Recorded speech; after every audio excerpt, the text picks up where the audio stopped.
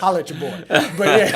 But don't go on an alcohol binge or some sort of substance abuse, because that's temporary. You can get drunk, and there's so many Kiwis that do that. It's very common in New Zealand that they live for their weekends, they get drunk, they spend a bunch of money, and by Monday morning they're broke. Yeah. They're dead broke because they got, they're trying to cope with their whatever's going with on. their life, and some of them are trying to escape from their apartments, escape from their marriages and stuff. And this is why so many divorces happened during the pandemic. Was because a lot of couples that weren't used to being together were forced to cohabitate, and they had to actually deal with each other in a closed setting. So, and there's still people to this day, they live hiding behind vacations or substances and things of that sort, without making sure that their actual domestic at home life is okay. So try to sort your problems, put your money and your finances towards resolving your problems. And it doesn't mean you're enjoying life less. You're just being more responsible than resorting to something that's going to temporarily make you feel dizzy, which doesn't help the problem go away, and or could potentially kill you.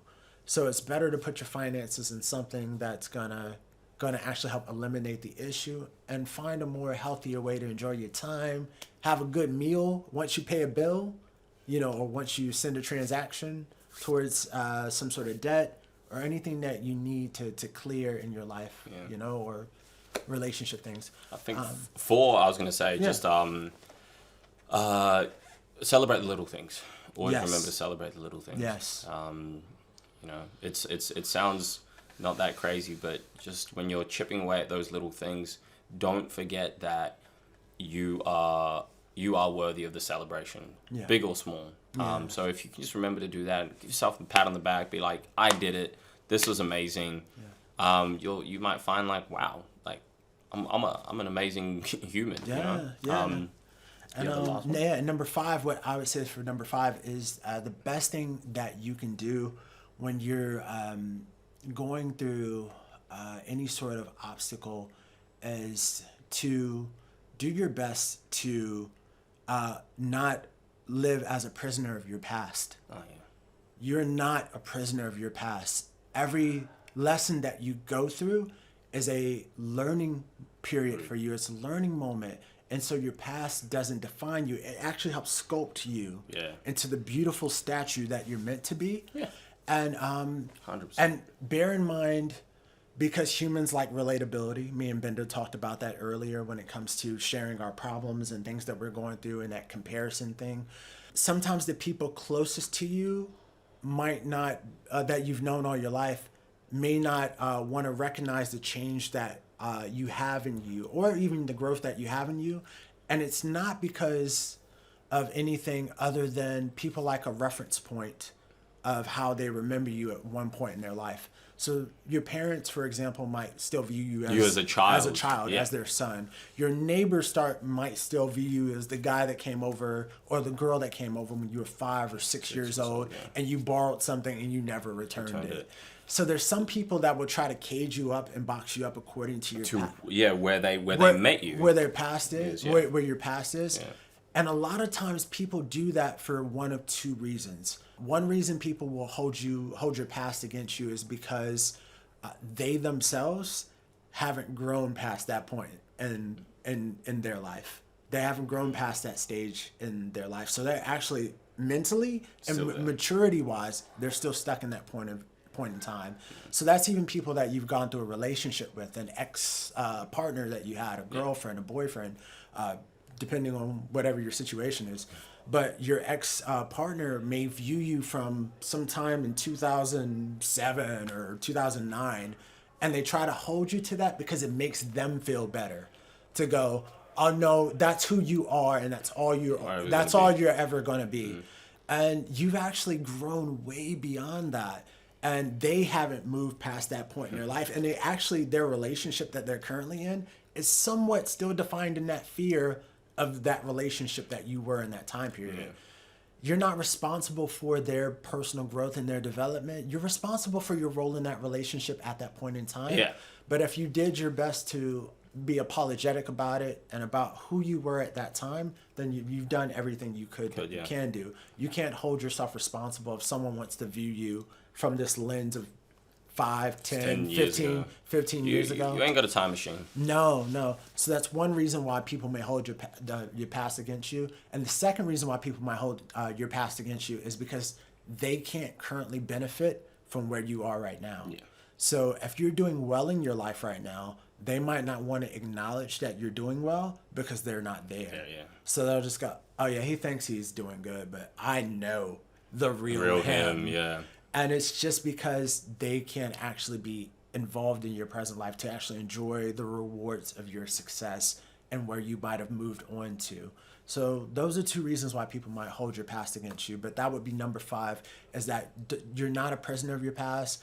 Don't allow anyone to box you as a prisoner in your past in your mind. They can box it up themselves for them and they're in their own psyche, but don't let that affect your own psyche and your own state of mind to be a prisoner based upon someone else's decision to view you through a time capsule. You're much more than a time capsule.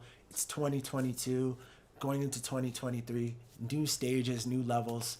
And so, yes, you have the opportunity to create something beautiful for yourself. That was good, man. Yeah. That was perfect. Definitely. And one last thing, I want to shout out through Jason David Frank's family. I wish them much strength and much power for, the actor Power from, Power Rangers. And I wish them the best. That man loved his family. And he took his life apparently behind a dispute with his wife. And men love, we love idealistically. And we love idealistically because men love from a very pure place. When we love a woman, we love her not for what she can provide, it's for what we see that she can be to us. So it's, it's almost one of the purest forms of love because it's not 100% conditional. It's almost the least conditional because we believe in the idea of that person. Sometimes women at times can be love opportunistically, rather than men who we love idealistically. Women can love opportunistically for what we can provide. And if we stop making her feel good, she might want to leave to go get another feeling or experience from the next guy. This is why RP awareness, being red pill aware, is so fucking important, guys. Because when you understand female nature, you understand why women behave the way they do, why women act the way they do, why women make the, sexual selections that they do. It's a lot easier to understand. A lot of the times when guys do certain things to themselves because of females, it comes from a lack of knowledge or a lack of awareness. This is why this type of content, man, needs to fucking spread like wildfire. It's not to make you guys misogynist. It's not to make you guys angry. It's not to make you guys resent women. It's so that you guys can understand women and, most importantly, understand what they'll never fucking be to you, which is what they won't ever be to you guys, is an idealistic lover that's going to love you unconditionally. Let me tell you, motherfucker, son. When's the last time a bitch committed self-deletion because a guy broke up with her? Oh, shit. Let me see. Never? I don't know. Shit, I don't. If I do, it's not in the news. Yeah. I never see it. Yeah. You guys want to know why? Because women naturally, by the way, look at men as expendable commodities. Naturally. Women understand that they need to get their needs met. They're hardwired to get their needs met through a man, and they're okay with that man being replaced at any time once he can no longer fulfill her needs. Brooklyn's Law, motherfuckers. Look it up.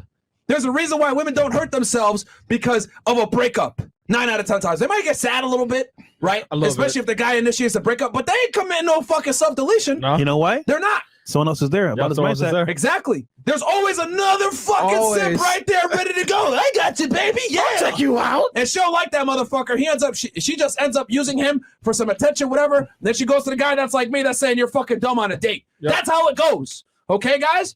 Women cannot respect men that are lower than them or at their level. They want a guy that's better. So what I'm saying is this. Women naturally have an abundance mindset. Okay? You need to earn that abundance mindset. You guys want to know why I got banned off fucking TikTok, 2 years ago now at this point? Misogyny. The reason why is because I said shit like this. Women deserve less. And I'm not kidding around when I say this shit.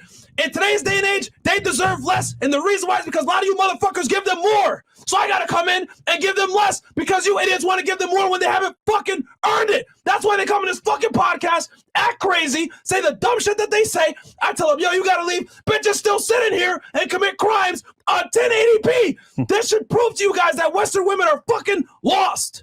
So in the United States, 80% of divorces are initiated by women. And this is why you see Kanye West, who spent the last 2 years fighting for his family.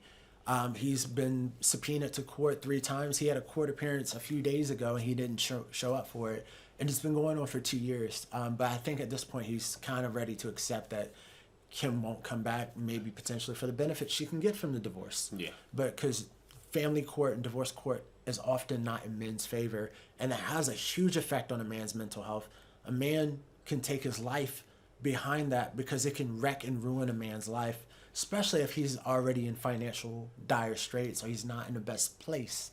You know, family for us is all we have. Men have a huge social responsibility to take care of family. If the family fails safety-wise, financially-wise, the man is viewed as responsible. Yeah. You know, and there's nothing we can do about that. If it's divorce or cheating, then they might look at the lady or, you know, or both parties. But 80% of divorces are initiated by women, and it's unfortunate because a lot of society right now at this point is pushing for women to choose themselves over their families, choose their own self-gratification and potential Sex in the City experience of seeing if the grass is green on the other side and eat, pray, love over their own family.